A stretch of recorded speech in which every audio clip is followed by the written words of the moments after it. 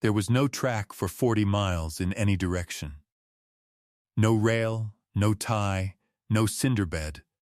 Only red rock and the dry wind that came up the canyon every afternoon and died at dusk. And yet a train stood at the bottom of it, whole and enormous and impossible, as if the ground itself had grown a line of painted cars overnight and then forgotten to lay a road for them. Cora Larkin stood at the canyon head with the last of her money knotted into the hem of her shawl and looked down at a thing that could not be there. A locomotive gone the soft gray of driftwood. Behind it a string of ornate cars, their gilt peeled to ghost lines, their scrollwork silvered by 80 years of sun. Flat cars carrying wagons under sagging canvas, and nearest of all, an open boxcar with its tall side door slid back, so that the daylight fell straight into a hold full of carved horses. The valley had a name for it. They called it Larkin's Folly, and they set it to shame her. She was 20 years old, put out of the only house she had ever slept in, and she carried the shamed name like a stone in her mouth. Everyone below had been taught that the circus train in the canyon was the proof that her people were fools. Cora had come to find out whether a thing 80 years lost could tell the truth instead. She had reason to doubt she would like the truth.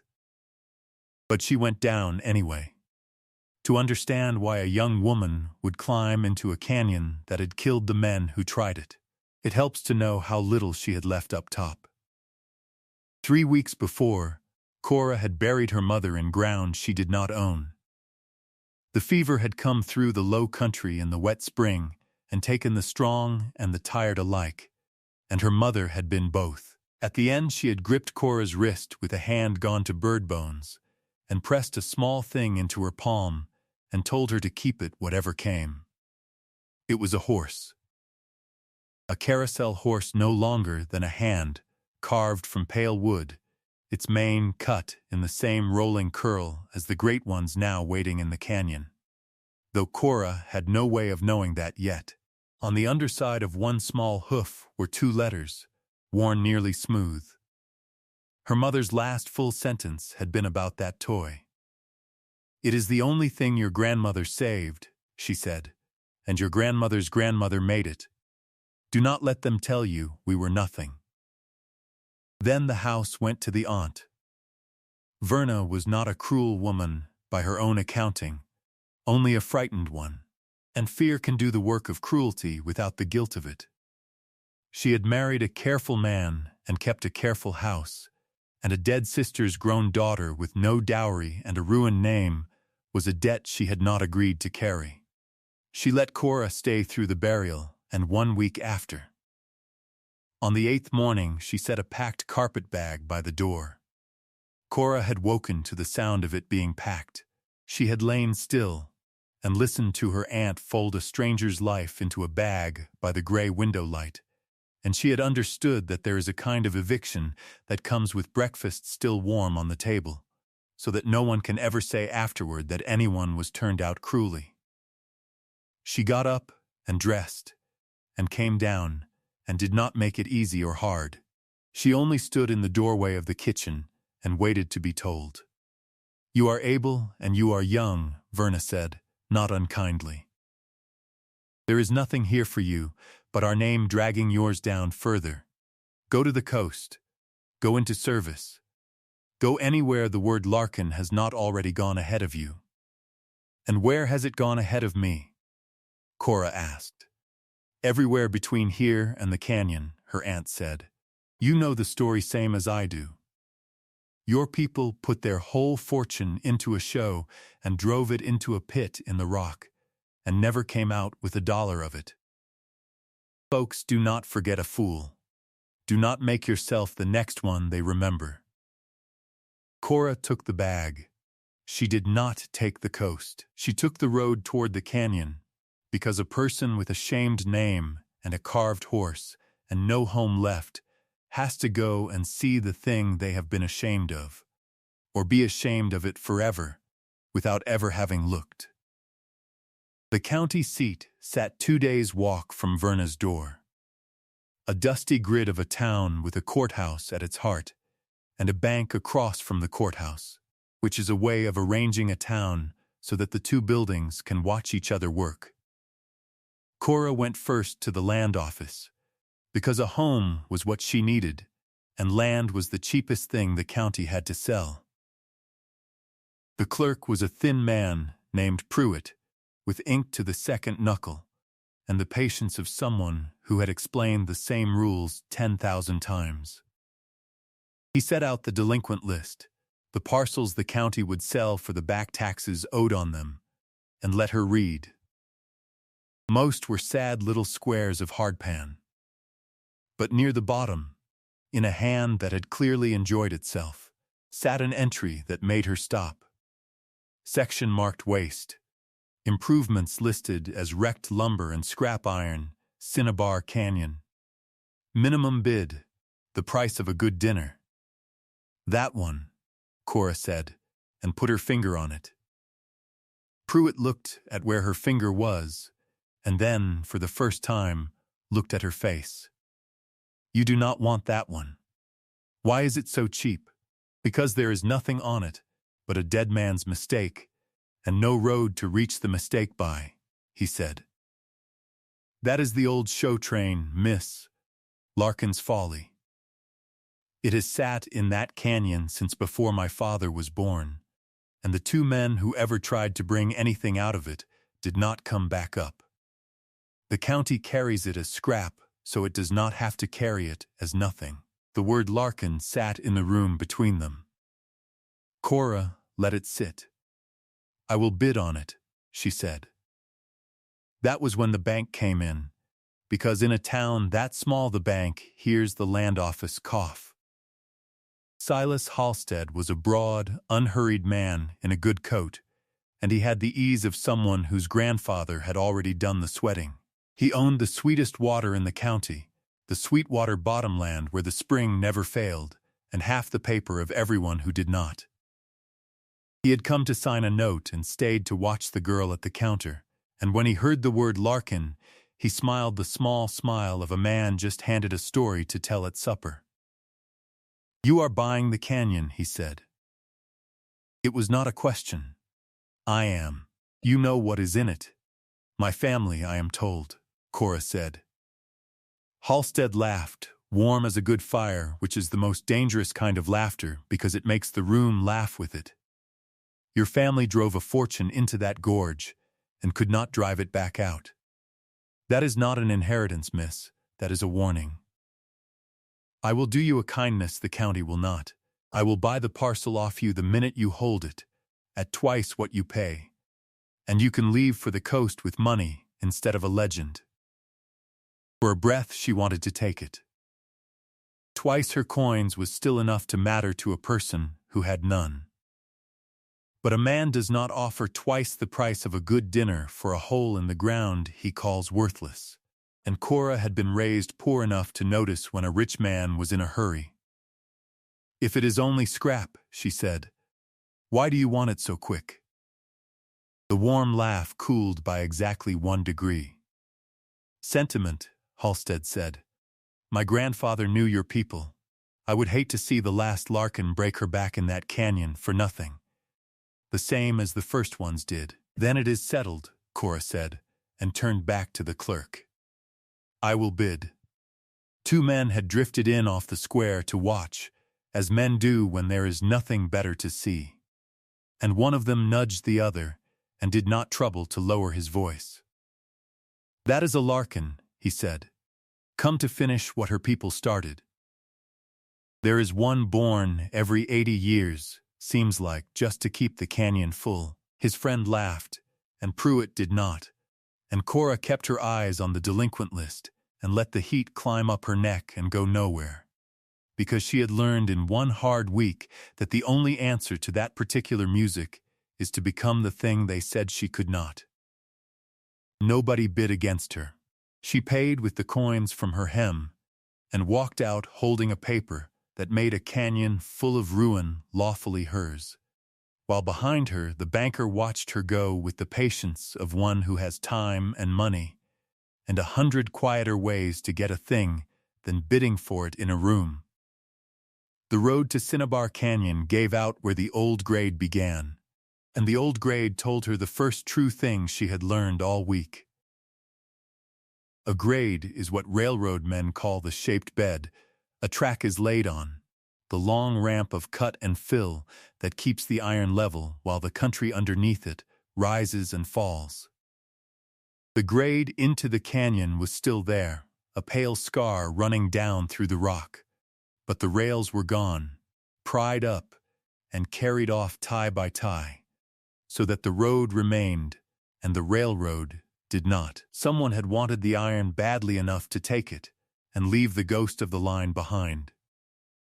Cora walked the empty grade down into the shadow, and near the bottom she found a man sitting on a rock, as if he had been waiting 80 years for company.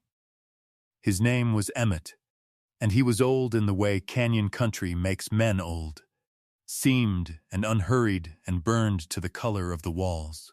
He kept goats somewhere back in the side draws, and he knew the train as other men know Scripture, which is to say he had never touched it and believed in it entirely. "You are the one bought the folly," he said. "Word came up the wash ahead of you.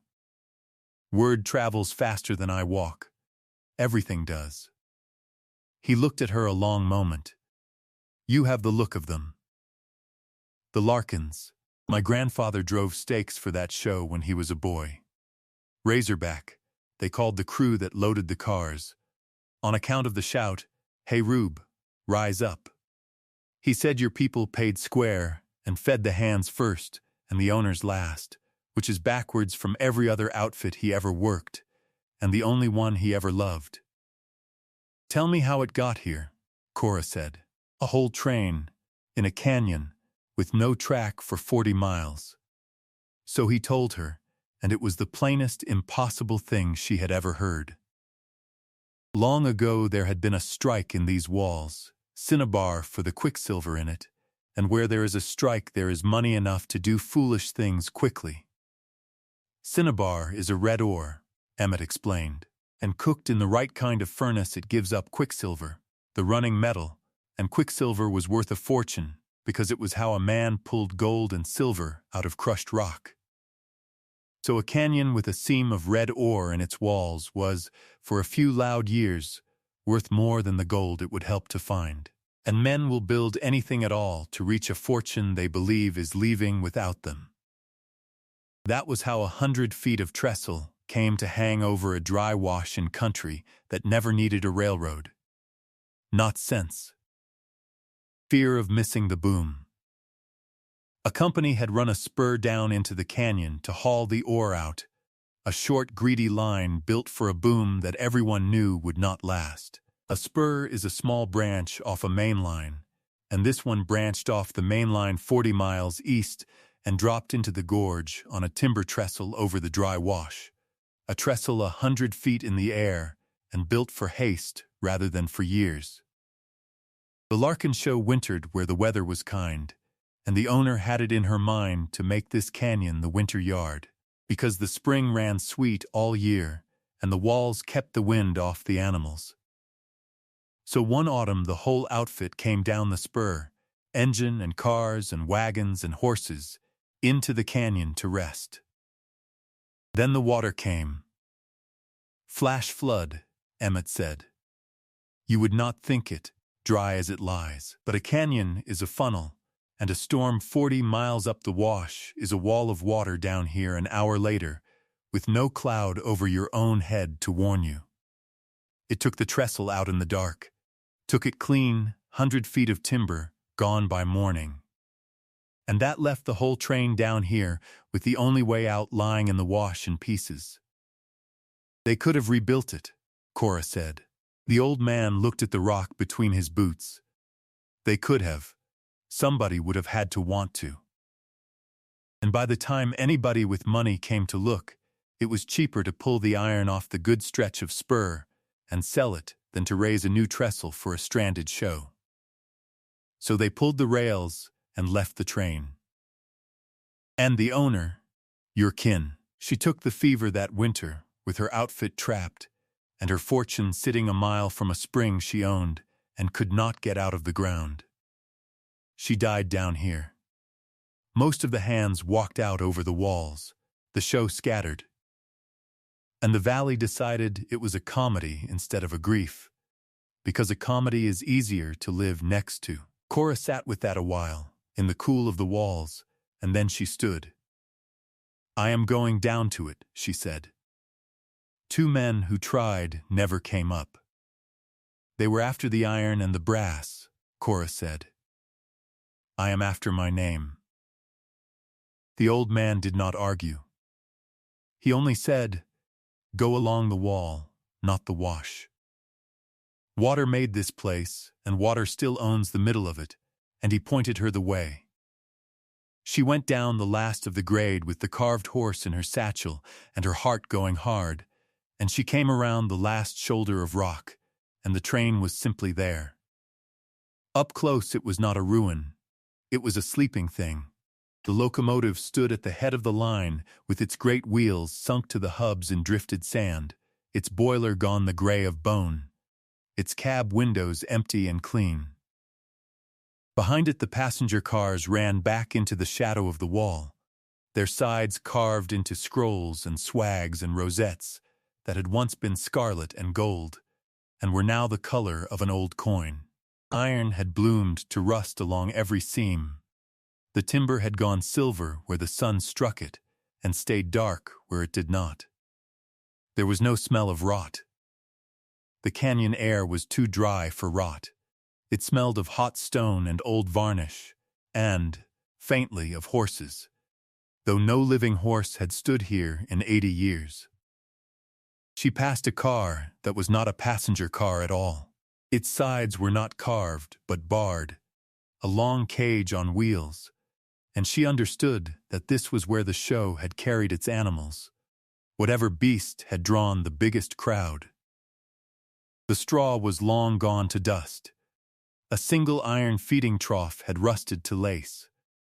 Whatever had ridden here had been walked out over the walls with the men. Or it had not, and she did not let herself think too hard about which. The locomotive she saved for last.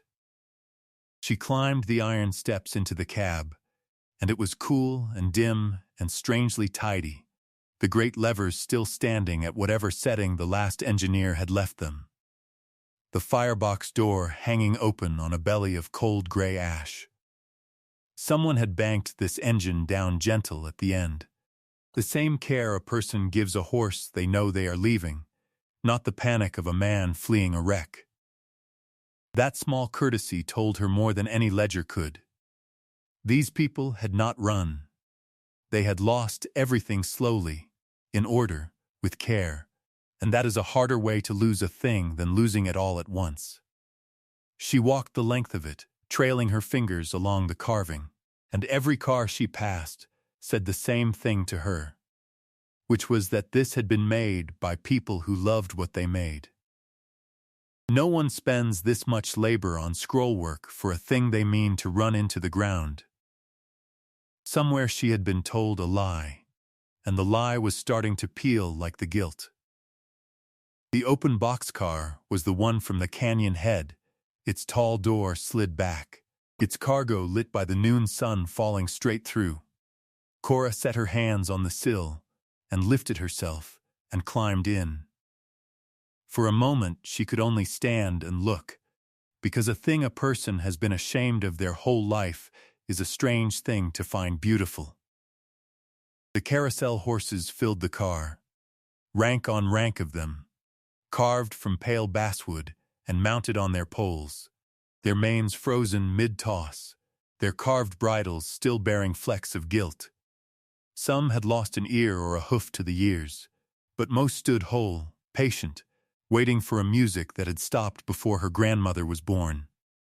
Their outward sides were carved in high detail, deep and grand, and their inward sides were flatter and plainer. And Cora would learn later that carvers called the grand side the romance side, because it was the side the crowd would see. The horses had been loaded facing out, so that a car full of the abandoned show still turned its best face to whoever opened the door. Not all of them were the same beneath their grandeur. Some stood with all four legs braced to the floor, the calm mounts a small child could trust, and the carvers called those standers. Others were caught in mid-leap with their legs gathered up under them, the jumpers, the ones that rose and fell on the outer ring where the bravest riders sat. Cora did not yet know those words, but she felt the difference under her hands, the settled ones and the flying ones, and it moved her without her knowing why. Each animal, settled or flying, had been built the same slow way. Not carved from one log, she would later understand, but glued up from many blocks of light basswood, left hollow at the heart so the wood would not split as it dried, then worked down with gouge and rasp until the seams disappeared, and the block seemed always to have been a horse. It was the labor of weeks for a single mount. There were dozens in this one car, and more, she guessed, in the cars she had not opened. Nobody builds a herd like this meaning to fail with it. A person builds a herd like this as other people raise a cathedral, meaning it to outlast them, and it had. Beyond the horses lay the rest of a circus at rest. A great roll of striped canvas, the big top itself, bound in rope gone stiff as iron. Tall carved boards from a bandwagon, gilded lions and trumpeting figures. Brass poles stacked like a giant's kindling. Trunks, dozens of them, their lids fallen open, spilling costumes the color of pressed flowers, sequins dulled to fish scale, a plume, a folded flag. Coils of hemp rope arranged along the wall as neatly as a sailor keeps a deck. Nothing was locked.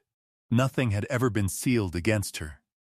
The canyon had done all the hiding that 80 years required, and now the door stood open, and the whole of it lay in the light for the first person willing to climb up and look.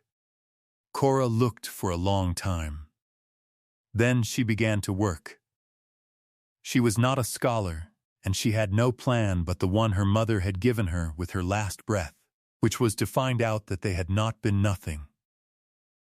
So she went to the nearest whole horse, the grandest of them, a great lead stallion carved with a lion's pelt across its chest. The kind of horse that rides at the head of a carousel and is called the king by the men who make it. She ran her hand down its foreleg to the hoof, and she turned the hoof toward the light, and she found the two carved letters. They were the same two letters as on the little horse in her satchel. She sat down hard on a costume trunk. She took out the palm-sized horse her mother had died holding, and she held it up beside the great one, hoof to hoof, letter to letter, and there was no arguing it. The same hand had cut them both. The toy in her pocket and the king of a lost carousel had been made by the same person, and that person was her own blood. Because her mother had said so, and the wood said so, and the wood does not lie to flatter anyone. "You made these," she said out loud, to a woman 80 years dead. "You made all of these." The letters were an A and an L. Adeline Larkin, the fool of the valley, had carved the horse that a dying woman gave her great-granddaughter to prove they had once been something. Cora put her forehead against the great horse's cold, carved shoulder and cried for a while. Not from grief exactly, but from the particular ache of finding out that a shame she had carried her whole life was never hers to carry. When she was done, she wiped her face and stood, because a thing being beautiful was not yet the same as a thing being true where anyone but her could see it, and she meant to carry the truth out of the canyon hole. She went looking for where the show kept its accounts, because every outfit keeps its accounts somewhere, and she had heard from Emmett what to look for. A traveling circus, the old man had told her while they sat in the cool, carries its bank on wheels. There is one wagon that is not for the crowd at all. The office of the show, where the tickets are counted, and the wages paid, and the papers kept. And the men called it the red wagon, whatever color it happened to be, because the first one anyone remembered had been red, and the name stuck as such names do. Whoever found the red wagon found the mind of the outfit, Emmett said, because a show is a body and the red wagon is its head. She found it 3 cars down, a wagon still chained to its flat car, smaller than the beast wagons, its sides fitted not with cages, but with a little barred window like a bank teller's grill. The door had swelled and stuck, but it had never been locked, and when she set her shoulder to it and heaved, it gave all at once and spilled her into a room the size of a closet, lined floor to roof with pigeonholes, each one stuffed with paper gone the brown of weak tea. Here was the mind of the show, and it had been waiting to speak. The paper had kept. Dry canyon air is a miser with everything, damp included, and it had hoarded these documents as carefully as it had hoarded the horses. Cora sat on the little clerk's stool and began, hole by hole, to read a life. There were route books, the show's whole year laid out town by town in a clerk's careful column, the miles between, the lot rented, the crowd counted, the take. A show like this carried its own bank because it had no other choice. It moved through towns too small to hold its money and too quick to trust them, so all the cash of a season rode in this one wagon under the owner's eye, changed at every large town into notes and drafts a robber could not easily spend. Cora found the draft still filed by date and the tally of a good night in a good town, and she began to grasp the size of what her family had run. This was no threadbare wagon show scraping the back roads. The take in a single week would have bought Verna's careful house outright and left silver over. The valley had spent 80 years believing the Larkins were poor fools who had lost a little and slunk away. The books in her lap said something else entirely. The Larkins had been rich and had lost a great deal, and had not slunk anywhere at all. They had been buried where they fell, and their wealth had been quietly folded into somebody else's fortune, and the tale of their poverty had been told over the top of it to cover the sound of the theft. There were pay sheets with the hands listed by name and craft, and near the top of one, in a firmer hand than the rest, a note that the owner's share be paid last after every man was square, which was the backwards generosity Emmett's grandfather had loved the outfit for. There was a playbill, folded soft as cloth, and when she opened it the whole shape of her family fell out into her lap. Adeline Larkin. It read, sole proprietor, not a man's name above hers, not a partner, not a husband managing a widow's show. A woman had owned this.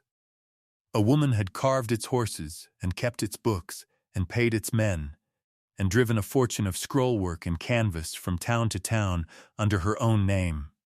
In a country and a time that did not make that easy or common or safe, the valley had spent 80 years calling Adeline Larkin a fool, because a fool is a smaller and more comfortable thing than a woman who owned a great deal and was robbed of it. Cora read until the light in the little window went orange, and then she read on by feel, and near the bottom of the last full pigeonhole, wrapped in oilcloth against a rain that had never fallen, she found the papers that turned a grief into a case. The first was a patent. A land patent is the deepest kind of title there is, the paper by which a government first grants ground out of the public store into private hands, and every honest deed that follows traces back to it.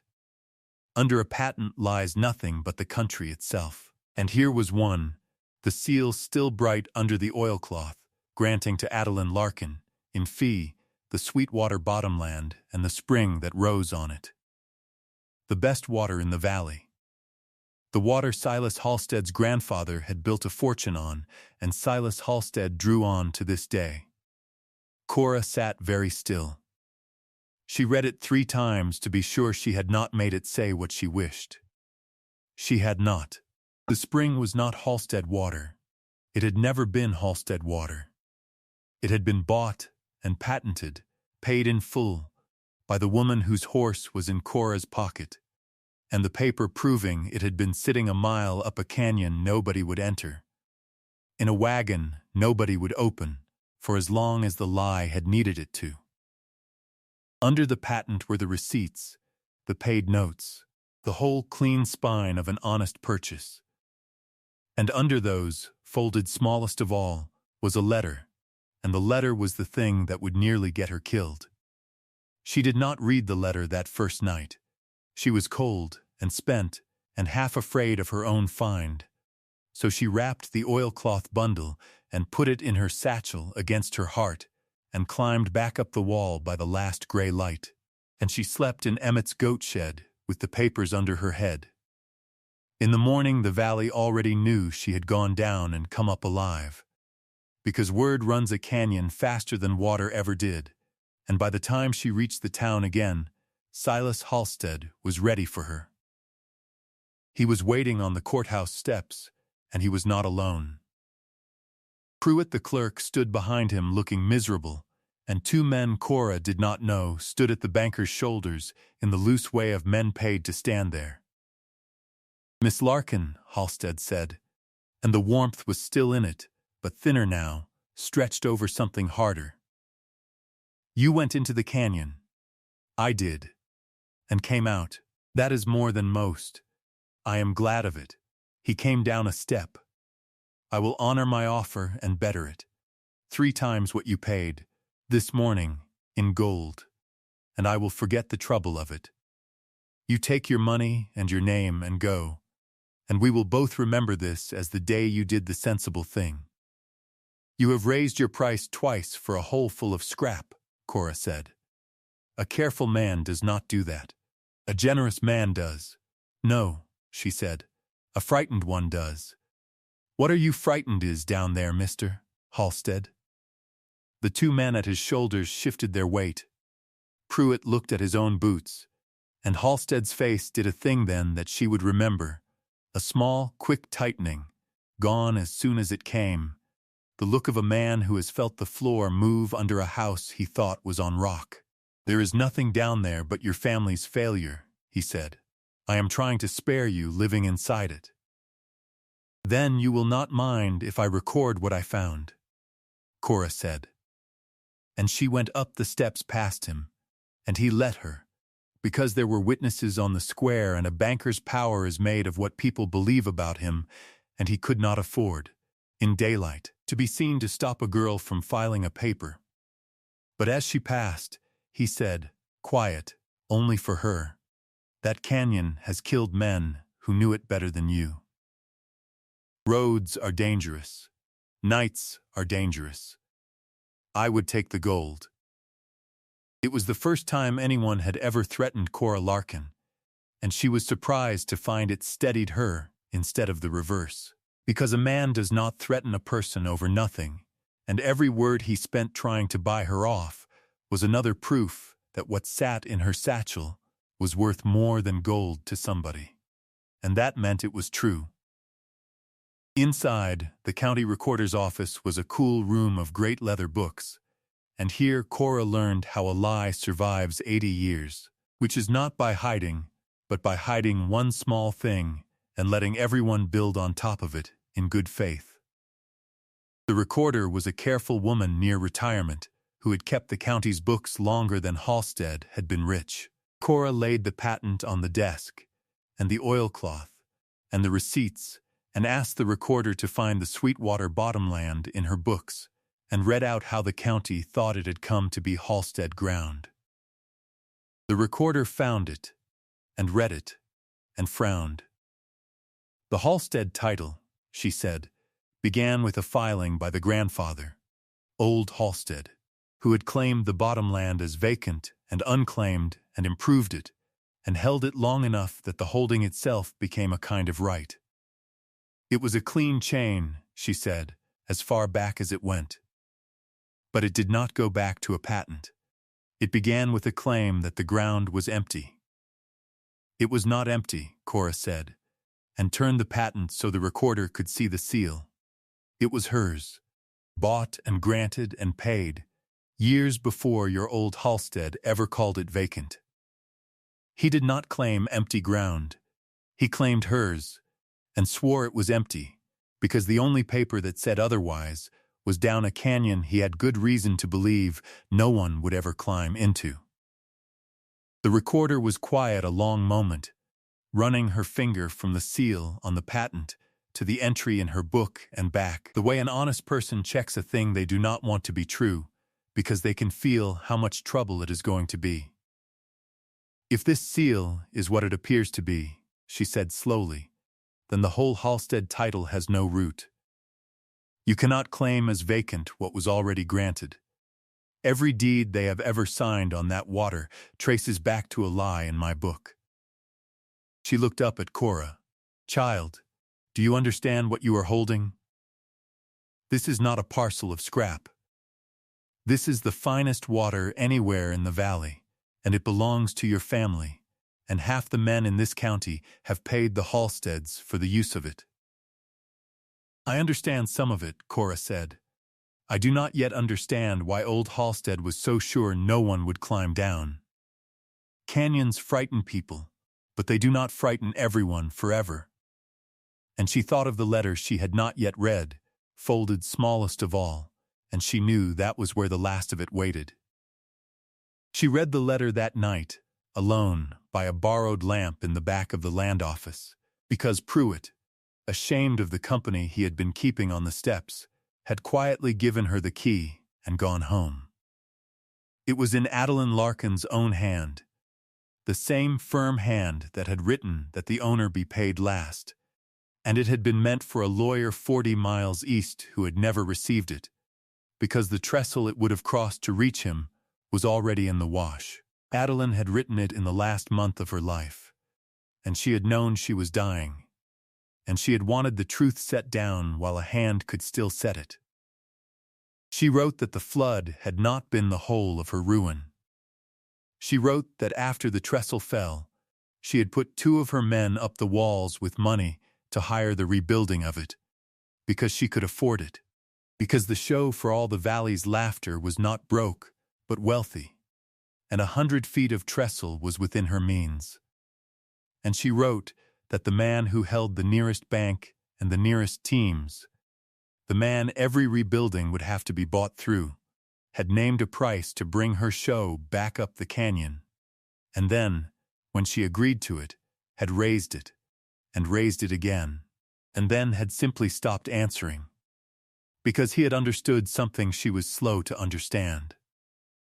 He had understood that a show trapped in a canyon was a show whose land would soon stand vacant, that a dead proprietor's spring would go unclaimed, that it was cheaper to let the water come to him than to buy it, and cheaper still to let the valley believe the Larkins were fools than to be known as the man who had let them die a mile from their own spring to have it. I have gone over my sums 100 times, Adeline had written, as if she could hardly believe them either. We were not beaten by the flood. The flood only cost me a bridge, and a bridge is money, and money I had. We were beaten by a man who counted the same sums I did and saw that a dead woman is cheaper than a bought one. He did not have to lift a hand against us. He only had to fold his hands and wait, and name a higher price each time I begged, until the season turned and the fever came, and the waiting did his work for him. I want it written down that I saw it at the end, even if I saw it too late to save my people from the shame of it. Do not let them say we were reckless, Adeline had written, in a hand gone shaky at the end. We were not reckless. We were robbed slowly, by a patient man, and patience wears the face of respectability. If this reaches you, tell my people the water is ours. Tell them we were not a folly. Tell them we were only early, and alone, and cheated by a neighbor who smiled. The patient man's name was in the letter. It was the grandfather of the man who had stood on the courthouse steps that morning and offered Cora gold to go away, and raised the price when she would not. Exactly as his grandfather had raised the price on Adeline 80 years before. Some men inherit a fortune, Silas Halstead had inherited a method. Cora folded the letter and sat in the dark a long while. She understood now that she was not holding a claim to some water. She was holding the reason a family had been buried under a shame for 80 years, and the proof that the shame belonged to the smiling house across the square. And men have killed for less than the size of what she now knew. She could have run. The recorder had as much as told her the papers alone might carry the day, and a live coward with a case is worth more than a brave corpse with the truth. But she thought of Adeline writing, "Tell my people we were not a folly," into a dark she knew she would not survive, for a great-granddaughter she would never meet. A woman had spent her last strength making sure the truth would keep. The least Cora could do was carry it the last mile. In the morning, Halstead came to her before she could go to the courthouse, and this time he did not offer gold. He found her on the road at the edge of town, alone as he had promised the road would leave her, and he rode up close and looked down at her from the horse, and all the warmth was finally gone, and what was under it was not even anger. It was accounting. "You read the letter," he said. "I did." "My grandfather was a builder," Halstead said. "He took a stranded, dying outfit and a piece of ground going to waste, and he made a valley out of it. Farms, A-town. Work for every family you passed on that road. You want to tear the root out of all of it for a dead woman's pride and a canyon full of rotten toys." "They are not rotten," Cora said. "And it was not his ground to build a valley on. You know that now. I think you have known it longer than a day." "What I know," Halstead said, "is that no court in this county will beggar every farmer who ever paid me for water to hand a spring to a Larkin off the strength of a paper that has sat in the dirt since before the courthouse was built. I know that seals fade and letters forge easy, and that Gorge is a dangerous place for a girl to keep going down alone. I am offering you, one last time, a way to be alive and comfortable and gone. There is not a third offer after this one." Here was the choice, and Cora knew it for what it was even as it stood in front of her. Take the money and the safety and let the water stay stolen and the name stay shamed, and live, or refuse, and be poor, and be in danger, and maybe lose anyway, for the sake of a woman 80 years in the sand and a valley of strangers who had laughed at her family her whole life. "You keep offering me my life," Cora said, "as if it were yours to give back. It is not. My great-grandmother sent 2 men up a wall with money to save honest work, and your grandfather took the money and let her die to have her water cheaper. You are not offering me safety, Misty, Halstead. You are offering me the same bargain you offered her. And I have read how that one ended." "Then you have read how they all end," he said. "No," Cora said. She was alone and 40 miles from a lawyer, with a broken bridge between her and any help. "I am standing in a crowded town with a recorder who has already seen the seal, a clerk who has already given me his key, and an old man in the canyon whose grandfather helped raise the tents for the show. She could be robbed in the dark. I cannot. That is the difference 80 years makes, and it is the difference you did not count on when you counted on me being as alone as she was." Halstead looked at her a long moment from the height of the horse, and then he did a thing that told her she had won before any court said so. He looked, quickly, up the road toward the courthouse to see who might be watching. A man who is sure of himself never checks who is watching. And Cora, seeing him check, was no longer afraid of him at all. "You will regret this," he said. "Maybe," she said. "But I will regret it with my name back." He turned the horse and rode toward the square ahead of her, and Cora walked in behind him, and the last of it happened not in a dark canyon, but in the plain light of a courthouse full of the very people who had laughed. The recorder had done a braver thing than Cora knew. Overnight she had sent word to the county judge and to a handful of the valley's farmers, the ones who paid Halstead most for water. And she had laid the patent and the receipts out on the long table in the courtroom. And when Cora came in, the room was full. Halstead's men were there. Emmett was there, having climbed up out of his gorge to stand in a town he had not walked into in years, his hat gripped in both hands. And the farmers were there, the men whose whole working lives ran on Sweetwater.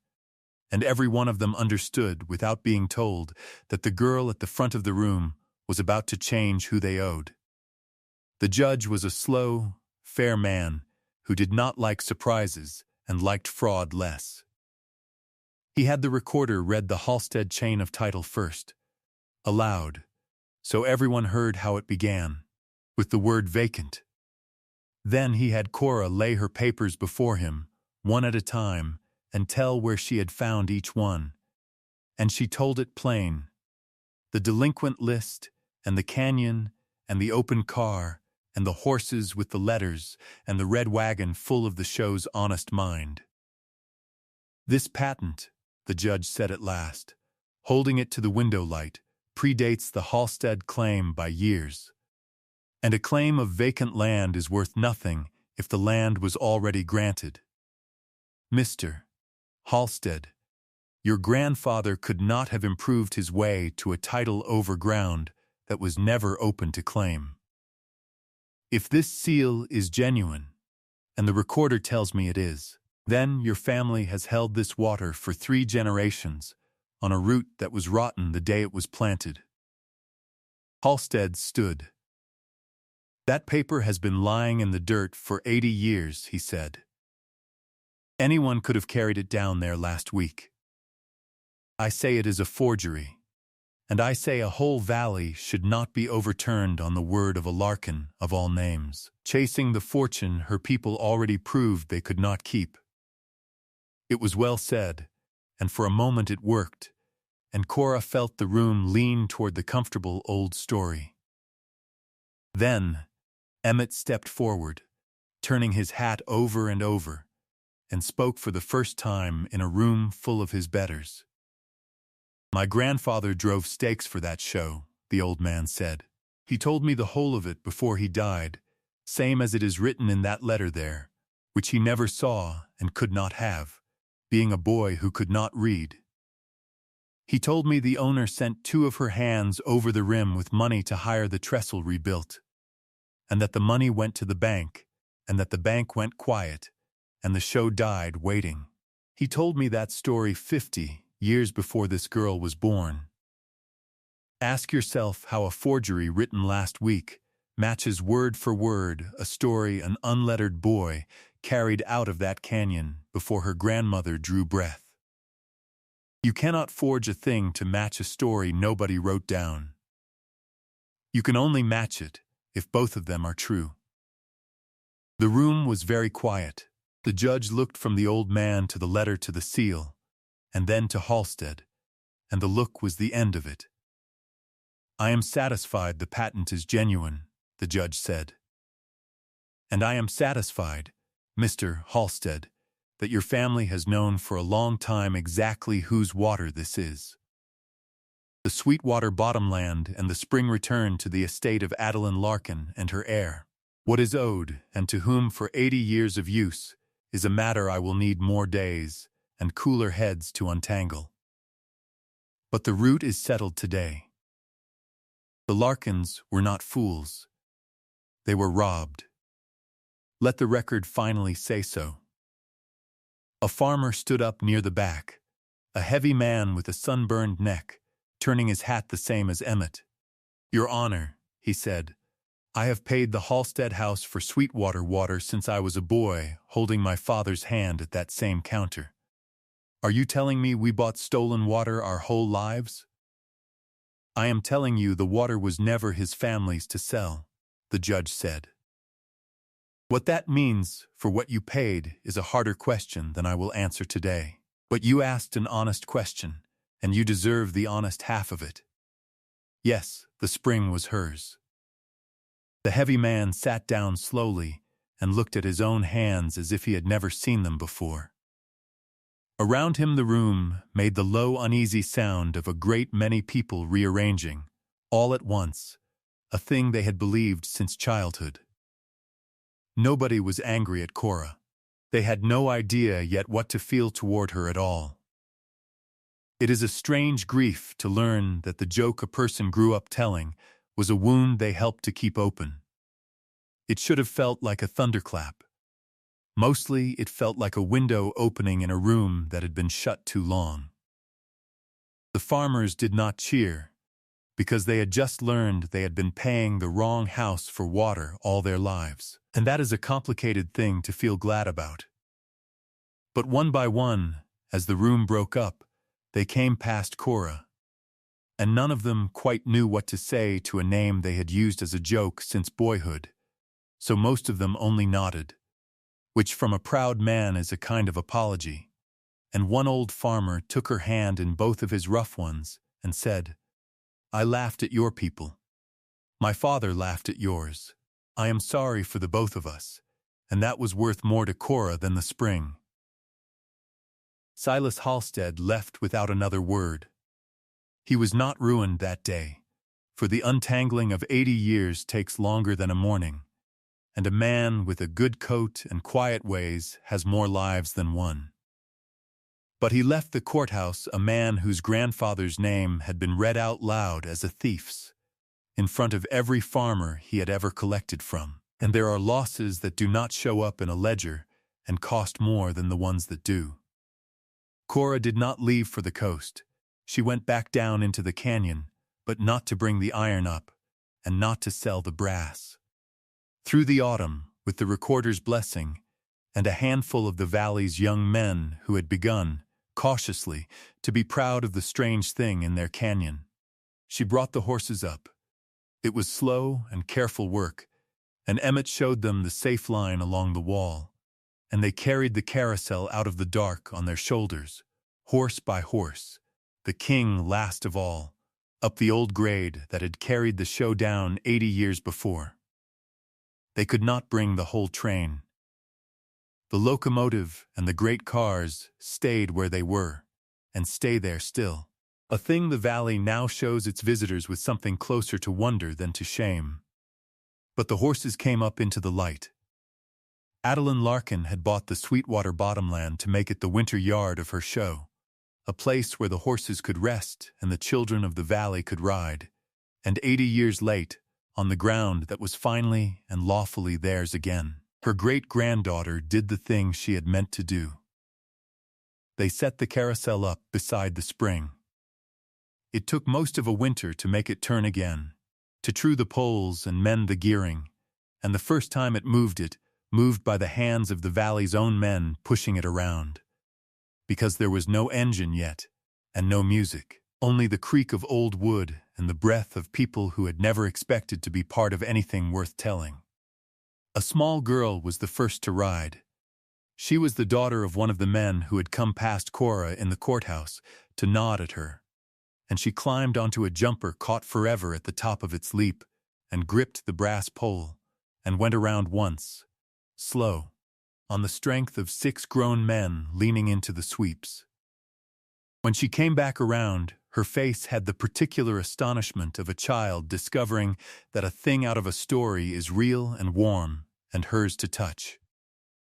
Emmett watched from the edge of the crowd, hat in his hands as always, and when Cora came to stand beside him, he did not look at her, only at the turning horses.